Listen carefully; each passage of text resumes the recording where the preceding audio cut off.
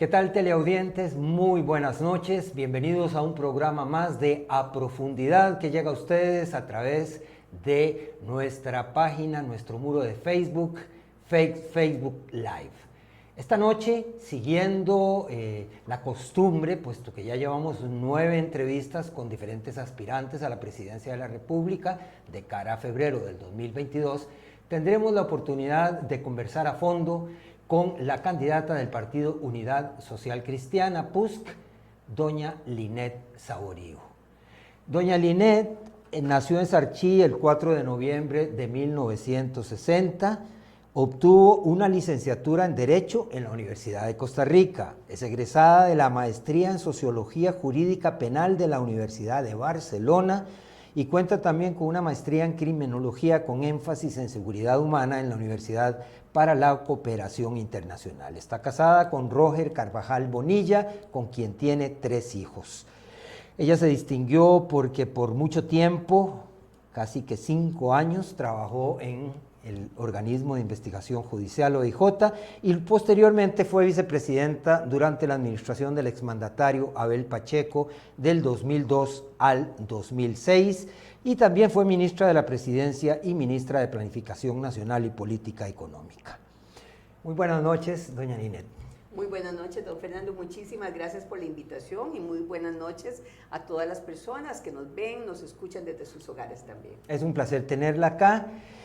Sobre todo porque 24CR es un diario que nació para dar a conocer, entre otras cosas, ese deber cívico de ir a votar en las elecciones y de que los costarricenses y las costarricenses conozcan a quienes nos están, quién nos podría representar en la primera magistratura de la República. Es por eso que esta noche estamos muy contentos de tenerle este ratito y empezamos preguntándole por su niñez, dónde nace, a qué escuela va, con dónde jugaba, sus amigos y luego la universidad, colegio y universidad.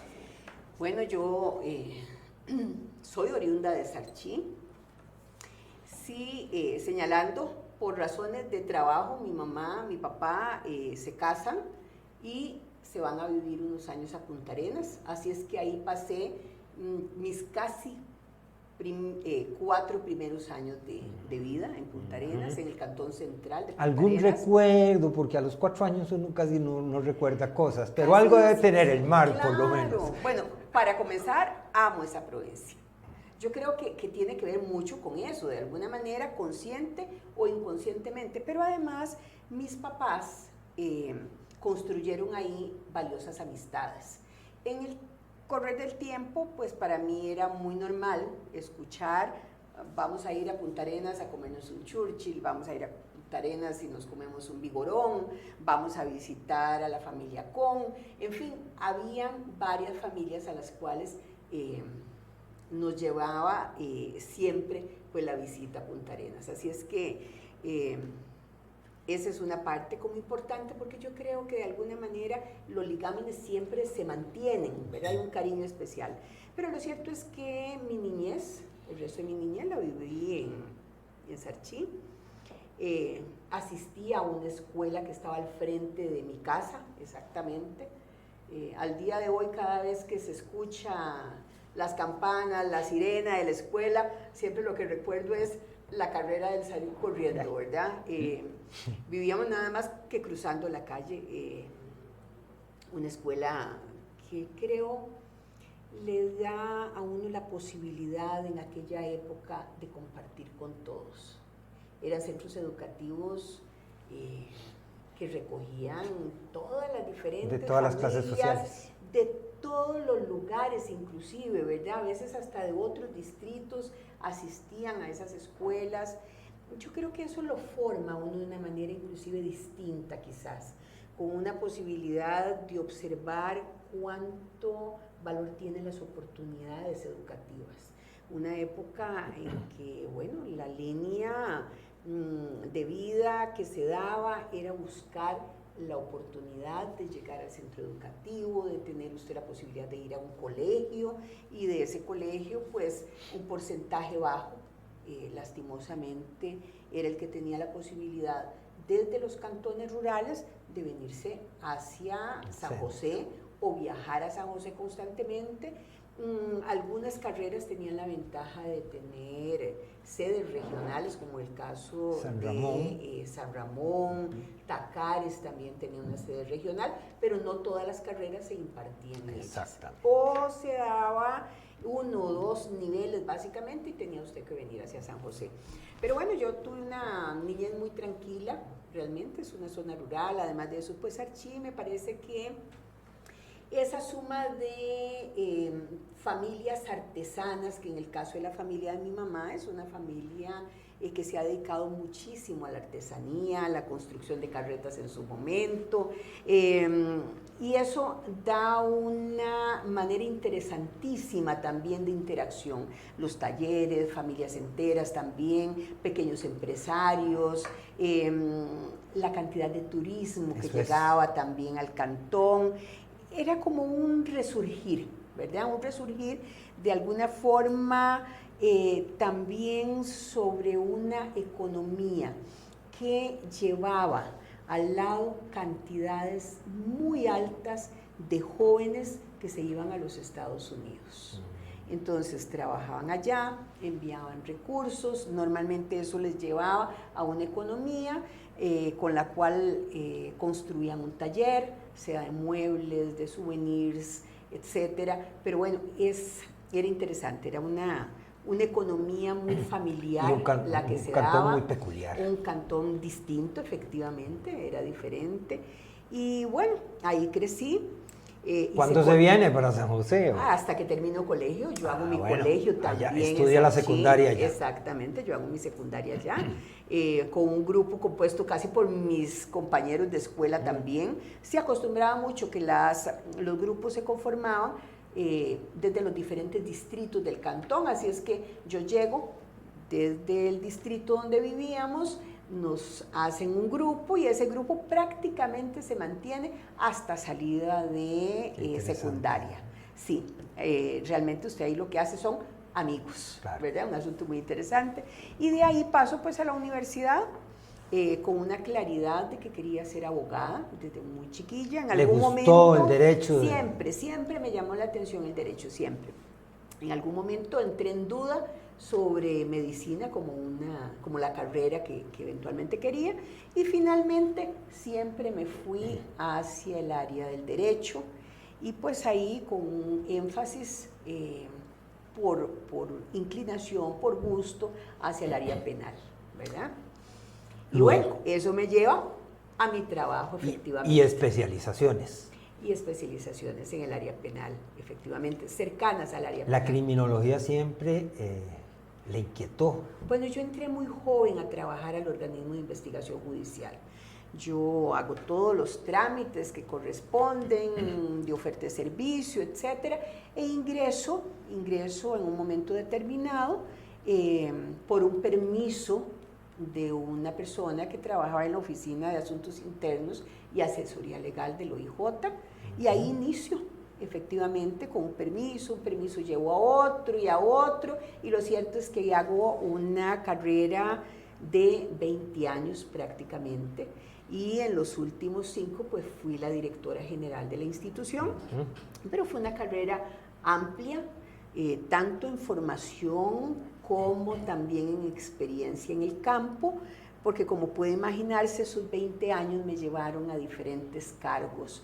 Fui asesora legal cuando inicio, fui jefa de esa oficina en un momento determinado, de ahí paso a ser secretaria general de la institución, que se encarga de todo el área presupuestaria, contratación de personal en aquel momento, selección para las diferentes regionales, para los laboratorios de ciencias forenses, de medicina legal también, porque el OIJ no solamente tiene el área policial, sino que tiene a su haber 2 áreas muy grandes y con una gran cantidad de profesionales en diferentes ramas también.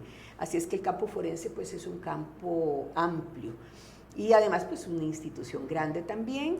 De ahí paso en un momento determinado ya más al sector policial propiamente. Soy jefa de la delegación regional de Alajuela. Nunca había llegado una mujer a un cargo de ese nivel. Y luego de esto, tiempo después, soy jefa del Departamento de Investigaciones Criminales, que es, por decirlo así, el tercer cargo en materia policial que tiene el OIJ. Y de ahí pues continúo con mi carrera de ascenso, paso a ser subdirectora general, en ocasiones interinamente y posteriormente en propiedad, y años después soy la directora general de la institución. Esa es pues la toda línea, una carrera. Toda una carrera, y por supuesto al lado de eso y terminando universidad y trabajando ya, después me constituyo en esposa y también en madre. Tengo 3 hijos. En aquellos años fuertes de trabajo tuve mis 2 primeros hijos, y años después, siendo directora general del OIJ, tengo a mi tercera hija, ¿verdad? Así es que pues ha sido una carrera amplia, y no solamente amplia y de muchas satisfacciones, sino que me correspondió en una época difícil romper paradigmas, romper esquemas, llegar a ocupar siempre prácticamente dentro de la institución.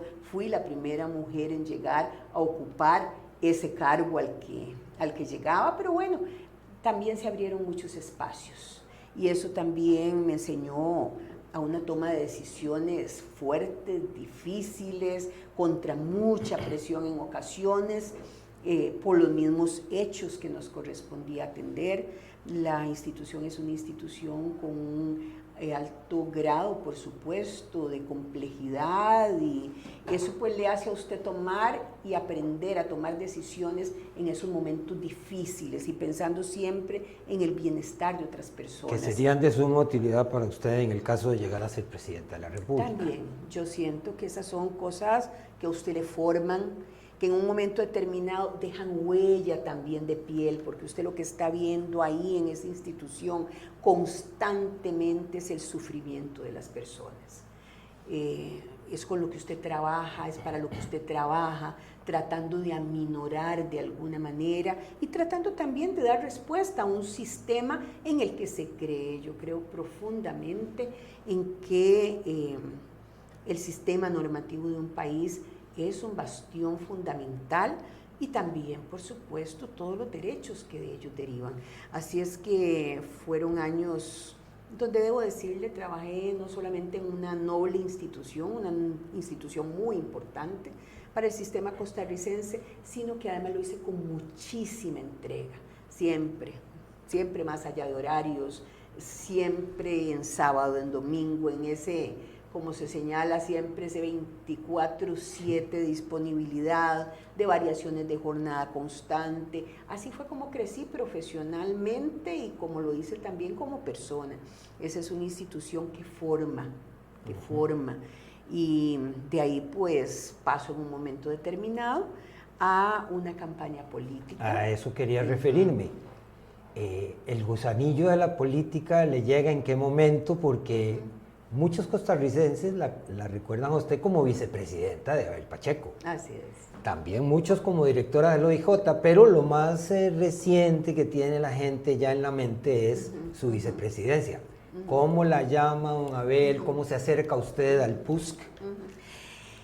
Bueno, primero, más que el gusanillo de la política, creo que me impulsó un tema primordialmente. Sentía la necesidad de elevar a los máximos niveles de decisión de este país la seguridad ciudadana, en todos sus diferentes campos. Y ante la invitación que me hizo Abel Pacheco de acompañarlo en su fórmula presidencial, sentí que ese era el momento. Sentí que era bueno llevar a esos niveles de decisión los temas de seguridad, lograr tener ahí el apoyo que se requiere a las instituciones que velan por la seguridad del país y que tienen también que ver pues con todo el orden político también. Entonces, de alguna manera, me comprometí en esa línea. Siempre que he ocupado un cargo público, he sido una excelente funcionaria pública, siempre una excelente funcionaria pública, y sentí que ese era un momento para hacerlo llegar donde se toman las determinaciones mayores. Y bueno, me fui a esa campaña política, de ahí fui en un momento determinado la jefa de la campaña de la segunda ronda. Fue una campaña que hubo en la segunda ronda. Todos lo recordamos. Así es, y de ahí nos fuimos pues a gobierno.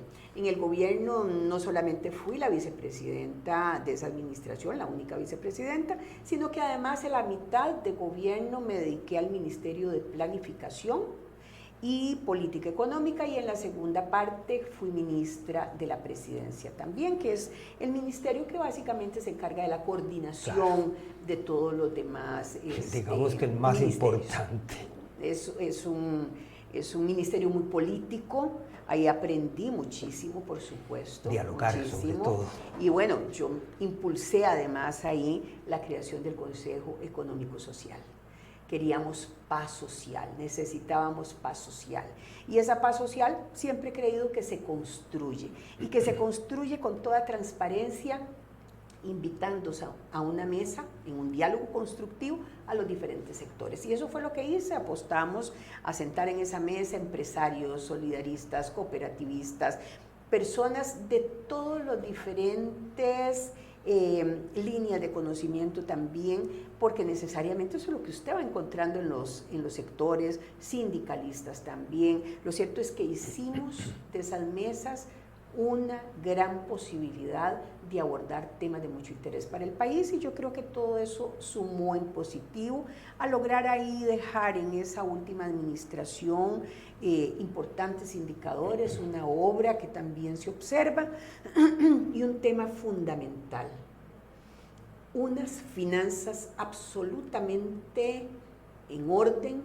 Fue el último gobierno en que se dejan las finanzas no solamente en orden, sino que hay un superávit también. Así es que eso se debe a disciplina, a una toma de decisiones guiadas a conseguir lo más importante, y es colocar a las personas, a los seres humanos, al centro de las agendas institucionales. Y de eso pues yo me siento muy satisfecha de no solamente haber formado parte, sino haber empujado también en esa dirección parte de lo que me correspondía como vicepresidente de la República. Después de esa experiencia tan enriquecedora, doña Linet, usted de alguna manera no se aleja necesariamente, pero pasa un poco inadvertida hasta que salta como pretendiente a ser la candidata del PUSC en una convención interna bien sui generis, porque no es que nadie da un 5 por usted, pero se temía que un diputado como Pedro Muñoz, que tenía muchas posibilidades, muchos contactos, el otro también, Erwin, era un poco difícil pensar que la gente, usted no estaba, digamos, figurando tanto. Sin embargo, saca un 56% por ahí. Eso es un triunfo casi que arrasador. Bueno, fue una campaña muy rápida. Para comenzar, debo decir, yo nunca me he ido del Partido Unidad Social Cristiana, nunca he estado en ninguna otra organización política, siempre he sido miembro del partido, a veces con menos presencia, por supuesto, en ocasiones colaborando en algún programa de gobierno, en el comando de campaña cuando se me ha llamado, revisión de algunas cosas, etcétera, pero siempre me he mantenido dentro del partido. En las últimas 2 campañas estuve más cerca, efectivamente, y en esta pues yo creo que también a mí me mueven mucho las convicciones. Eso me da una fuerza increíble. Cuando yo trabajo por mis convicciones y porque siento que es importante aportar y estar ahí, mire, parece que me ponen una doble batería para funcionar, ¿verdad? Y bueno, en esta ocasión, la verdad, se me acercaron dirigentes muy de base, me plantearon la posibilidad de que pensara, y en esta ocasión, a diferencia de las otras en que me han hecho esta propuesta, pues me devolví, me puse a pensarlo muy en serio, y sabe, hay algo que me impulsa mucho y yo dije, bueno, si esta dirigencia está viniendo es porque efectivamente la gente está requiriendo un cambio. Y yo siento que ese cambio no solamente es necesario, sino que es posible hacerlo. Y además no quise continuar caminando y en algún momento devolverme, mirar atrás y decir, bueno, tuve la posibilidad de meterme, de impulsar esa transformación que siento que es importante caminar hacia ella y decir, bueno, tuve esa posibilidad y no lo hice. Y la verdad es que no quise hacerlo. Yo quiero el día de mañana estar tranquila de que hice todo lo propio por hacer cambios importantes. El país vive un momento de crisis. Y no es solamente una crisis que tiene que ver con la parte económica, con la parte social. Esto pasa también por lo político y de alguna manera se está golpeando mucho ese ser costarricense. Y me parece que hacia eso fue a lo que me dirigí y dije, sí, voy a entrar, lo voy a hacer con los principios además que tiene nuestra organización, principios de solidaridad, cree fuertemente en la dignidad de las personas, cree profundamente también en que la institucionalidad tiene que ser eficiente, tiene que ser efectiva en lo que hace, colocar a las personas como el punto de interés mayúsculo, y ya había hecho algo estando como ministra de Planificación y también me impulsa ahora, y es que esas instituciones deben ir hacia todas las regiones sin perder ni la experiencia ciudadana, que tiene que sumarse en una verdadera participación ciudadana, sino que además debemos articular adecuadamente y hacer eficientes, efectivas las instituciones del Estado, teniendo siempre la claridad de que esas instituciones son suyas, de todos los que nos están observando, mías también, son de todos.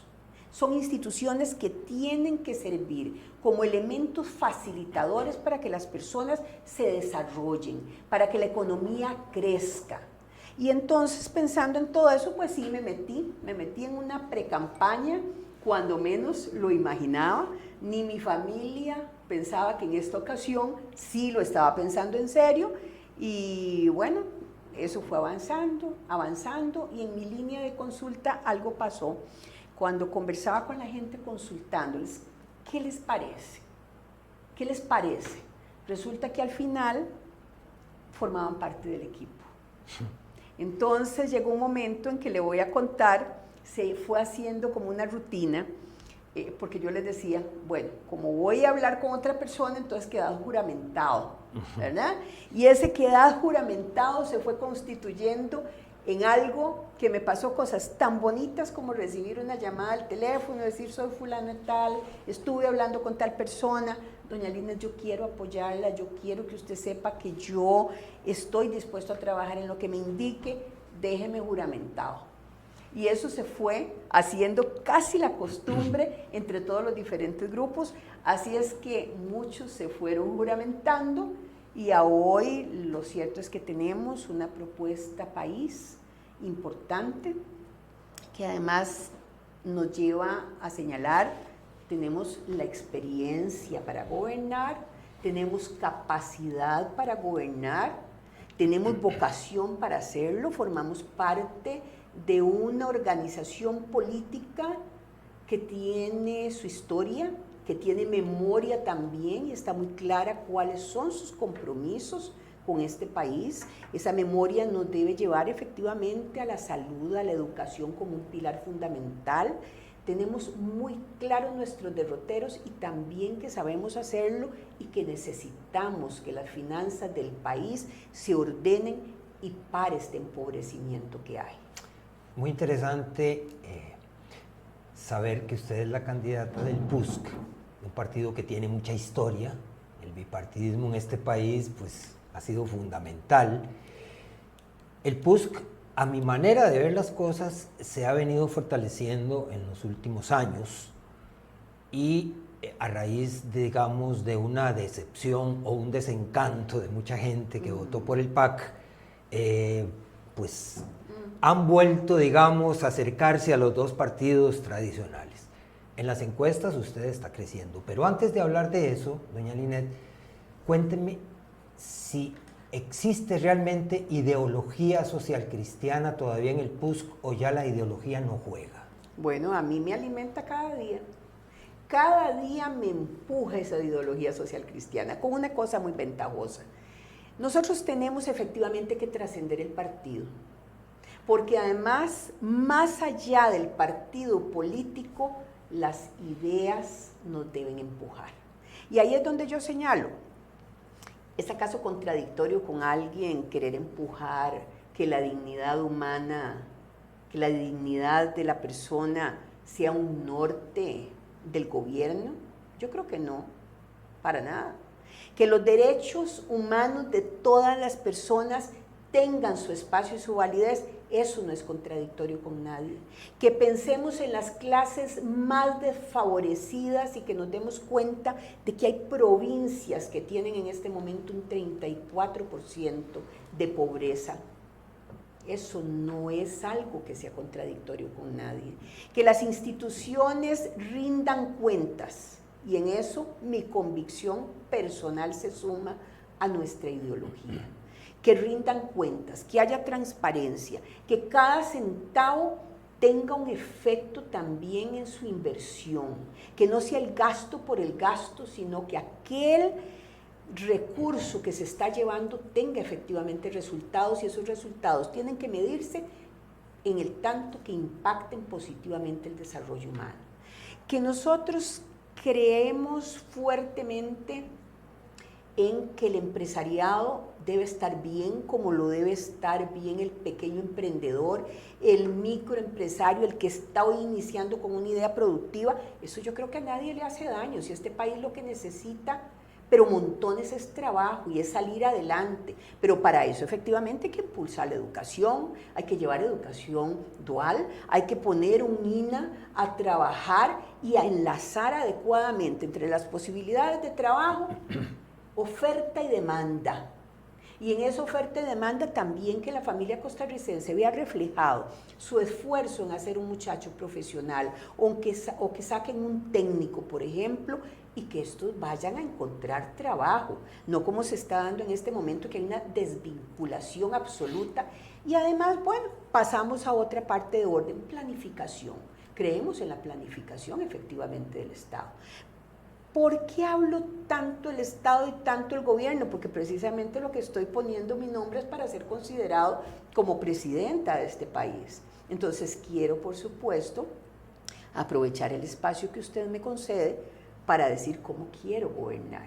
Y quiero gobernar con decencia, con honestidad, con mucha transparencia, con compromiso, con la fuerza absoluta que tenemos que tener un norte muy claro y muy preciso.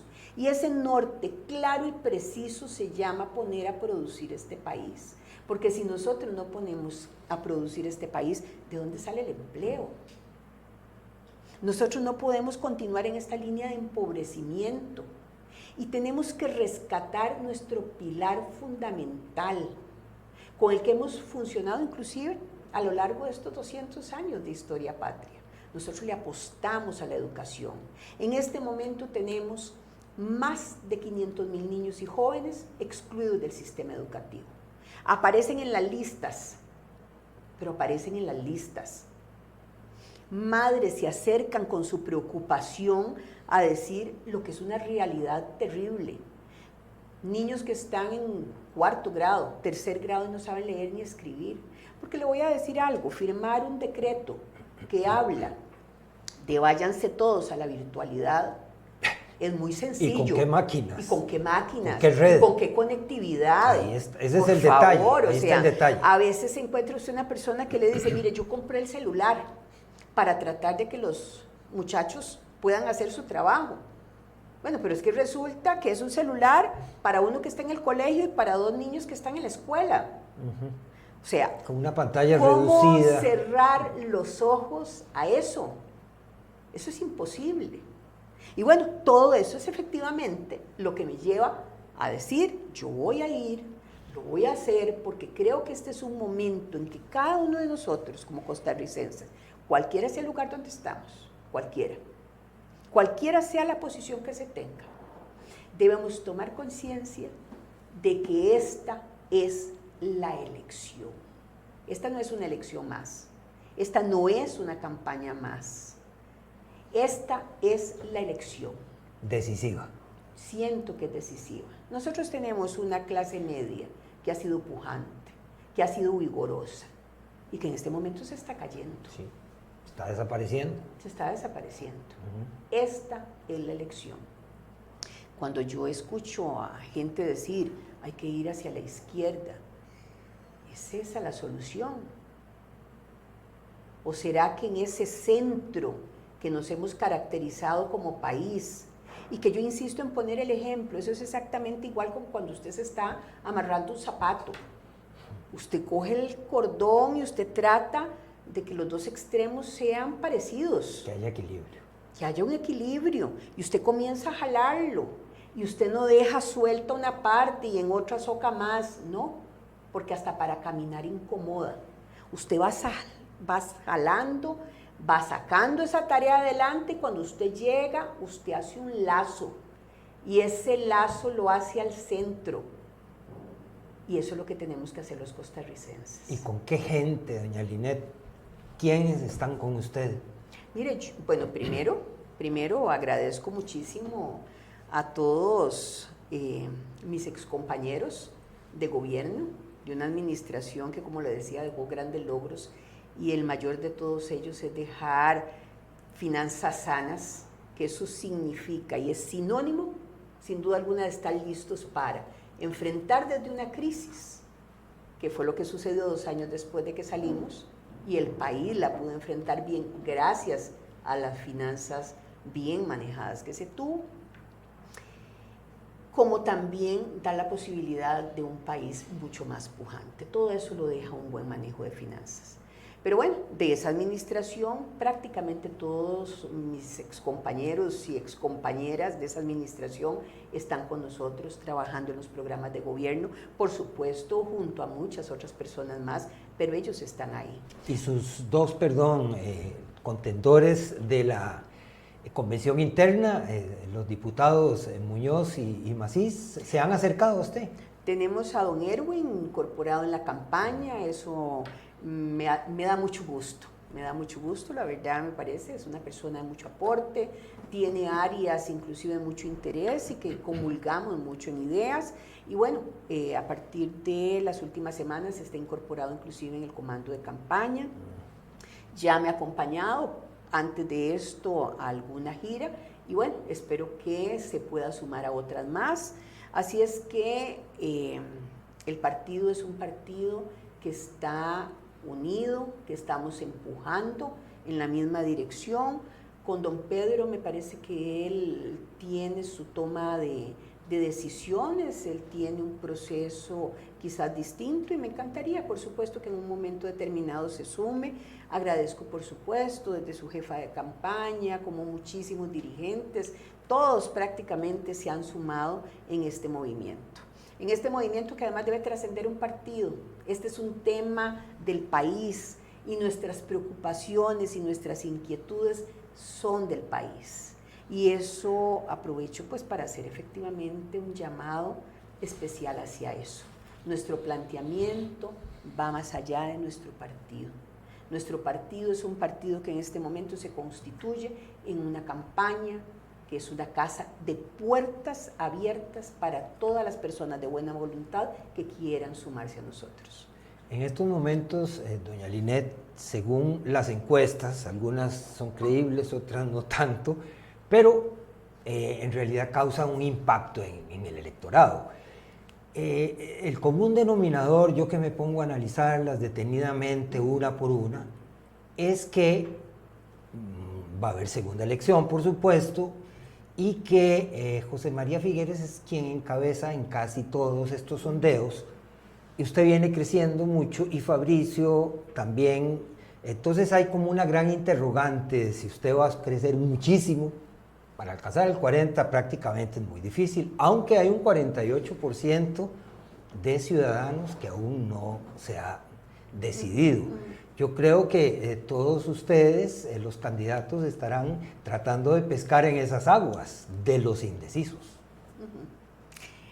Bueno, nosotros estamos haciendo nuestro trabajo, y lo hacemos muy fuerte todos los días, desde las giras, desde las visitas, todo lo vamos desarrollando.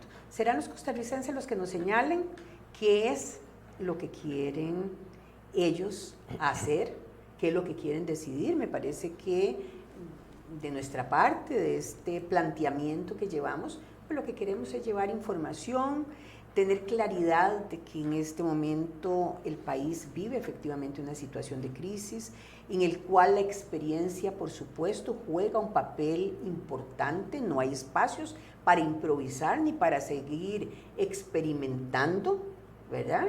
Y me parece que a esto algo importante también es poner la hoja de vida. Y en esa experiencia que se ha tenido, ¿cuáles han sido los resultados? En ese paso que se ha tenido por esa función pública, ¿qué es lo que a usted le acompaña? ¿En qué ha marcado usted de alguna manera esa huella? ¿Qué es lo que usted ha dejado ahí? Me parece que eso es importante. Es un tiempo de reflexión en el cual lo que debemos mandar es información de qué es lo que queremos, hacia dónde queremos enrumbar el país y especialmente cómo lo vamos a hacer. Pero no es solamente cómo lo vamos a hacer cuando se señala cuáles son dos proyectos estrella o cuál es un proyecto estrella.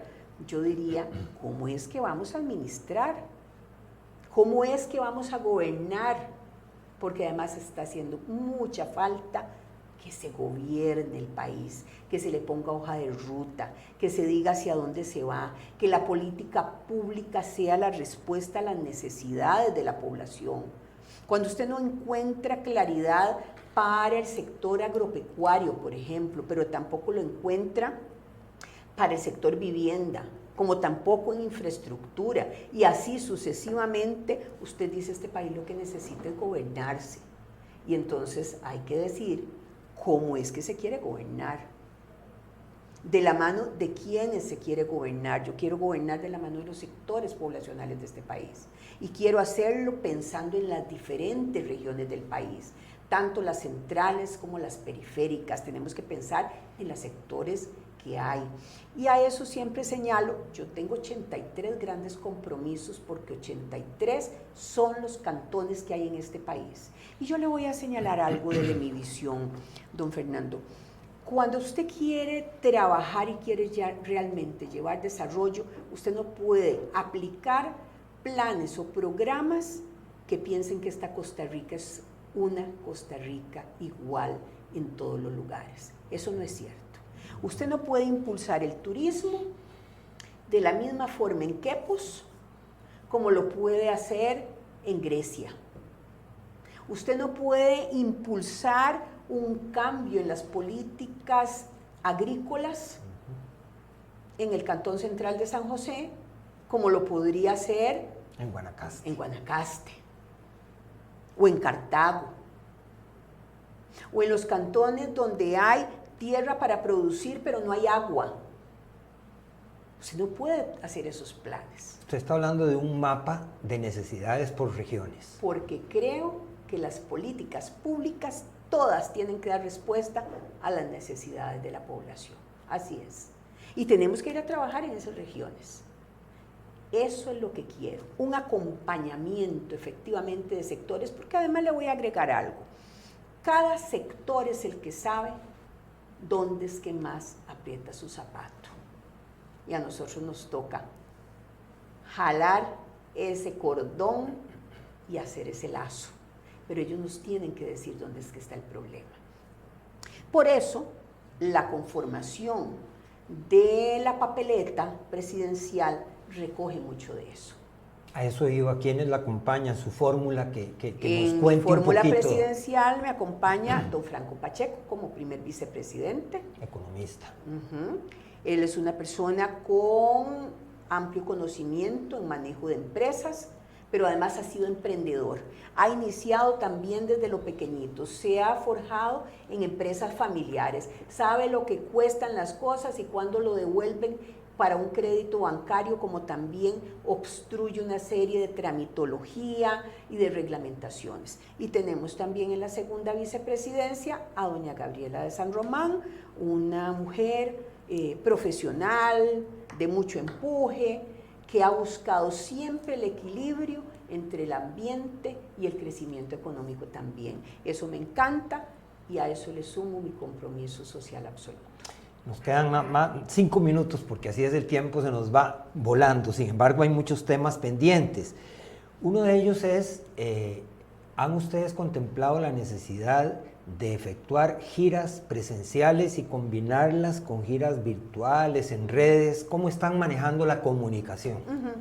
Bueno, nosotros estamos haciendo giras presenciales, lo hicimos también en la campaña interna del partido, hemos hecho muchas giras, de hecho este fin de semana pasamos viernes, sábado, domingo en parte de la provincia de Punta Arenas, también hacemos uso de la virtualidad, desde la interna también. En la interna usé mucho hacer chat pequeños inclusive, con familias, con grupos, con dirigentes, y a veces lo hacíamos inclusive más abierto, pues para que la cantidad de dirigentes que se sumaran fuera mayor, pero la virtualidad nos ha acompañado en todo este proceso y ahora también tenemos grupos que están trabajando en eso, estamos preparándonos para comenzar con un proceso distinto que nos acerque a las personas también desde la virtualidad e ir aprovechando los espacios de tiempo, por supuesto. Así es que ambas han sido nuestra línea de trabajo. A nivel interno, mire, me encantaba. A veces me unía a un chat que se suponía iba a ser con 3, 4 personas, cuando resulta que estaban las familias de estas personas también, y lo cierto es que se constituía en una reunión. Y eso lo disfruté mucho. Vienen los debates en las próximas semanas, y bueno, ya comenzaron. ¿Usted está dispuesta a asistir prácticamente a todos los debates que la inviten o a la mayoría? Mire, yo diría que a la mayoría, porque además ya vamos a ver, tenemos una situación que se agrega, y es que las giras se avisan con antelación a las comunidades hacen sus esfuerzos, hacen su organización, y no siempre vamos a poder dejar sin efecto una gira para asistir al debate. A veces no es un asunto de poner en la balanza cuál de las dos actividades, sino que en muchas hay compromisos que ya se van adquiriendo. Y en lo personal debo decirle que de todas formas disfruto montones el encuentro con la gente. Cada vez que usted va a uno de esos encuentros, porque son encuentros realmente, se entra en líneas de conversación con las personas y tal, usted se viene más convencido de que esta forma de trabajo que estamos planteando la requiere el país. Hay quienes sostienen que los debates no causan mayor impacto en el comportamiento electoral. Yo creo que sí, puesto que ya los últimos debates se llevan a cabo pocos días antes de la elección y todavía hay un número importante de indecisos. Ya no tantos como ahora, que hablamos de un 48-50, pero quedará un 10 o un 15 que también muchos de ellos pueden decantarse en esos debates. Así que yo creo que los masivos, como los de Canal 7, el Repretel, el del Tribunal Supremo de Elecciones, sí serán debates importantes. Bueno, yo siento que todo espacio es muy importante. Yo no entro a discriminar. Nosotros hemos asistido a algunos que son pequeñitos, realmente pequeños, conversatorios también, foros que son pequeños. Yo creo que todo espacio es importante. Sin embargo, conforme avanza la campaña, las agendas cada vez están más complejas. Por ejemplo, en mi caso, yo tengo ya todos los fines de semana comprometidos hasta el 15, hasta mediados de diciembre. Digo 15 porque es la fecha, pues, viene exactamente de la pausa. Bueno, nos encantaría saber qué piensa usted sobre el cannabis medicinal, la siembra del cáñamo, la exploración petrolera, sí o no, pero bueno, se nos acabó el tiempo y posiblemente bueno, vamos pero a tener... con el cannabis medicinal, nos parece bien, ya nos hemos pronunciado, también con el cáñamo, en fin, cuando usted guste, nos invita nuevamente y en enero vamos a conversar, bueno, ya cerquita de las elecciones. Perfecto. Por ahora, usted tiene un par de minutitos para que le cuente a quienes nos están siguiendo en esta transmisión por qué sería conveniente depositar el voto por usted. Bueno, yo en realidad pongo al servicio de la ciudadanía mi hoja de vida, mi experiencia, no solamente en temas de seguridad, sino en administración y lo que yo llamo en buena administración. Mi experiencia que me lleva a haber coordinado el Consejo Económico Social de una administración que deja inclusive dinero en sus arcas. Yo siento que es importante en esto también tomar en cuenta el compromiso, la claridad, la transparencia con que se haya estado en la función pública, y eso es lo que pongo al servicio de la población. Yo lo que hago es invitarlos a venir a esta casa, que es una casa de puertas abiertas para todas las ciudadanas y ciudadanos de buena voluntad, para que nadie se nos quede atrás, para dejar atrás sí la exclusión y sumar adecuadamente. Además, ese 50% de la población que necesitamos sumar, hombres, mujeres, pero sin dejar por fuera esos jóvenes tampoco. Pero bueno, un llamado hacia todos. Por favor, acompáñenos. Que Dios los bendiga. Muchísimas gracias, doña Linet.